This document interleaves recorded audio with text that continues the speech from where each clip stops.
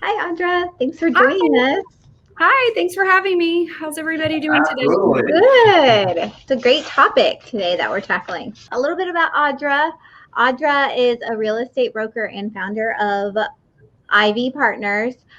She has a strong niche in working with real estate investors, which added an additional 4 million in sales last year on top of her regular retail business. So that is awesome. And thank you for joining us. Yeah, sure. Hey, Audra. Hi, Chris. You have a unique experience because you work a lot with investors, but you also have some retail clients. Right. And they both have very distinct but different motivations and needs. How are you preparing your clients for, and you can chop this up however you feel, or think might be most impactful, but how are you preparing them for this low inventory market? With a lot of patience. With my investors, it's like just pound the pavement.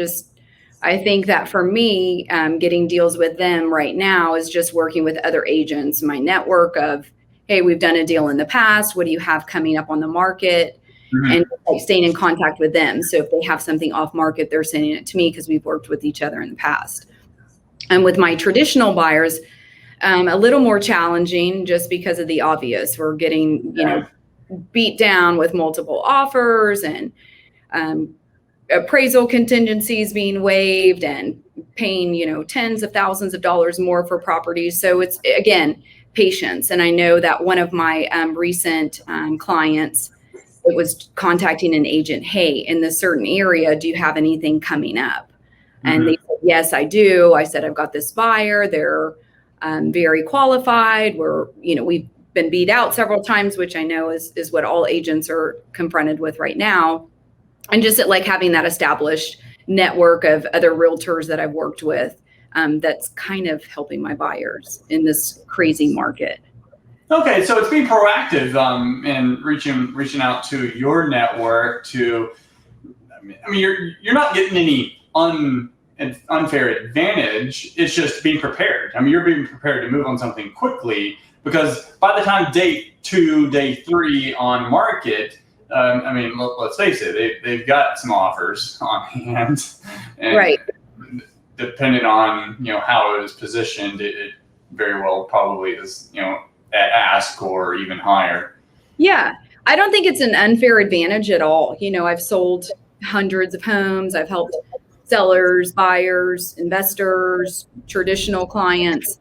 So I think it is just being proactive, communicating, and it doesn't hurt that I've worked with several of these agents before, and it's advantageous for my clients, but not unfair. Just staying in touch with agents, asking them what's going on. I mean, everybody kind of knows it's hairy out there, but at the end of the day, like somebody wants to sell their property, somebody wants to buy a property. So, just having good connections and. But at the same time, it is an unfair advantage in the sense that they have you. Like, not all agents are willing to do that. Right. I mean, if you're the order taker, buyer's agent, like you're just waiting for show me a listing, I'll submit an offer for you.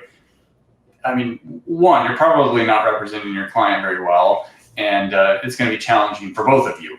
Yes. So you're not doing that, and that technically that would be the unfair advantage from for your client. You're putting them in the best possible position to succeed and get what they want. Absolutely. Yeah, I think it is just, communication. You can't just send an offer and expect your client, to receive the royal treatment, right? You've got to, do some other work behind the scenes. Call up the agent, send them a text, send them an email, let them know there's a story associated with your offer, right? This is funny, and I don't know if you watch the show Friends, but there's that scene where Ross is trying to get the apartment across from Monica, and he goes and sends, I don't know what it is, Jamie would know, it's like brownies and then or muffins, and then they look through the window and it's like, which muffins? And it's like, is it that big one? Is it this? That? No, it's the small one. And it's like he had this whole room full of gifts and other things. So I remember that episode, and I wish that like all we had to do was like bring some muffins or chocolate chip cookies or something. But right now it's like bringing cash to the table. That's a magic treat. Yeah. I mean, if it was for the agent, then maybe wine or whiskey would. I mean, we can do that too, Eli. I think you just said bring donuts. Like, I wish it was just as easy as donuts. Like, we can all do donuts or cookies. We can do wine, whiskey, whatever it is. It's so competitive. Yeah, it's so competitive out there. So I think, this my secret, my trick is just kind of doing what I know, and that's just communicating with the other agents, which has been advantageous for me working with investors and also, with just normal buyers and sellers, just communicating and, like you said, being proactive. So on the sell side, and it's a similar problem for you, whether you're an investor or you're a retail client. So you're out there, you got, say, 5 offers on the table, most of them over ask. Are you doing anything in the to mitigate potential appraisal issues? Are you having those conversations with both your seller and then also the buyer's agent, and how to get that mitigated? Absolutely. I have our listing right now. It was on the market for 5 days. We had over 125 showings and probably 8 to 10 offers. So what I've been used to doing is like vetting the offers, right? I tell my sellers, the highest is not always the best offer.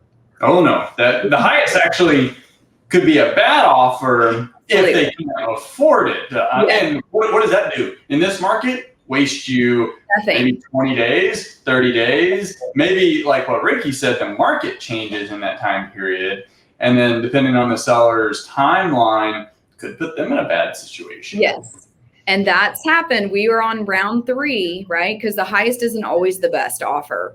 So what do you do if your house is listed for $200,000? You're taking an offer and execute it for $250,000. Okay, well, what happens when it only appraises for $220,000? And that's a conversation that I have with the agents.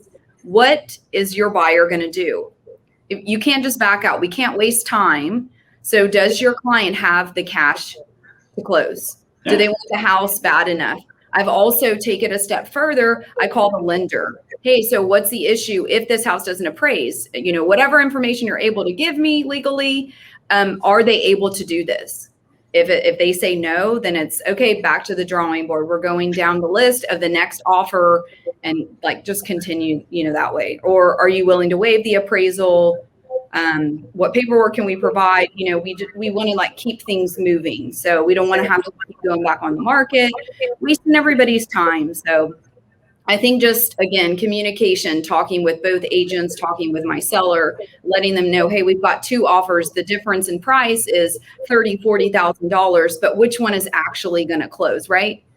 We'd rather have the offer that's at list price that's going to close in 30 days versus like playing this game back and forth for you to maybe make a couple $1,000s more. So yeah, because ultimately a contract, even signed and executed, what's its real value if it doesn't close? Absolutely.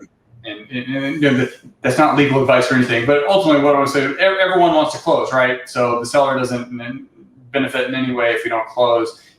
Eli chimed in again, communication, definitely key. So yeah, having that communication, clear expectations on the front end with both buyer, with seller, having a plan, and that's going to help everyone. Like, it's going to help the transaction go smoother, no surprises, no stalling, and last minute negotiations. Ultimately, that's how you get a deal done.